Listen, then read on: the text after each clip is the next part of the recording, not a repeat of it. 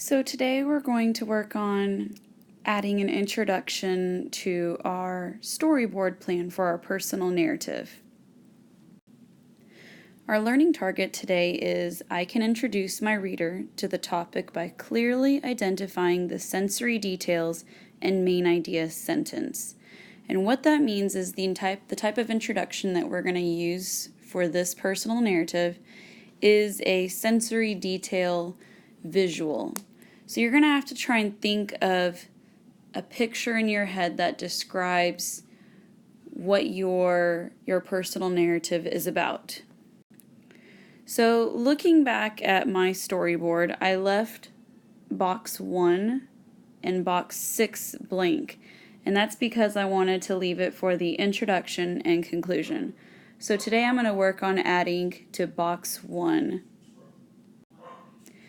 So for you guys, unfortunately, you're not actually going to have an actual photo of all of your personal narrative experiences, so you're going to have to visualize it. For this video, I went ahead and just pulled a photo of the Texas Giants, since that's what mine is about, so that way we can have a better understanding of getting these details in here. So basically, I'm going to start by just thinking of all of my senses with where I'm starting at with the most exciting point of my story. And I'm thinking of things I can see, hear, taste, smell, and feel, okay? So I can hear screeching screams. That's kind of the first thing I always think of whenever I think of a roller coaster. My legs felt like jelly, and I could hear the clinking of the metal from the roller coaster. The ride looked like a tall death trap that I was staring straight at. My palms were sweating, and my heart was racing. It kind of felt like it was about to jump out of my chest. So I could definitely keep on going and going, but my goal is to have at least 5 details of how I felt, maybe what I could hear, see, anything like that. So you're basically just thinking of all the senses right now of the setting of where you're at. Anything that could describe the location and the feelings of it.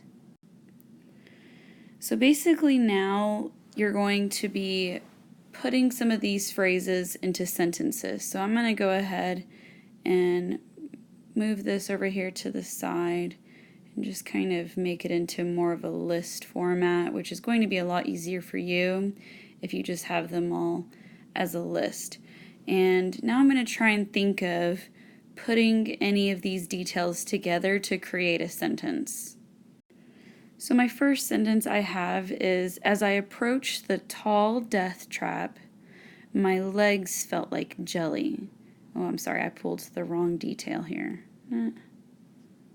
My legs felt like jelly. So I've used these 2 details over here so far to basically help inspire a sentence.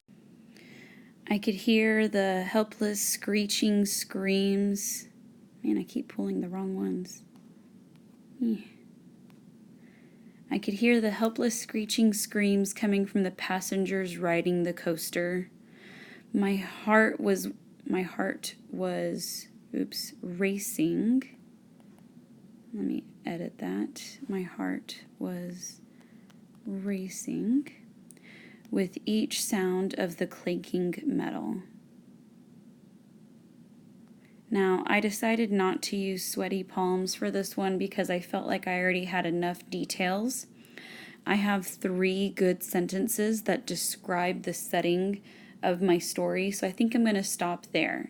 So now that I have a really good visual for my readers, the last sentence that I want to have in my introduction paragraph is the main idea sentence, and that's basically a sentence that connects you to the prompt.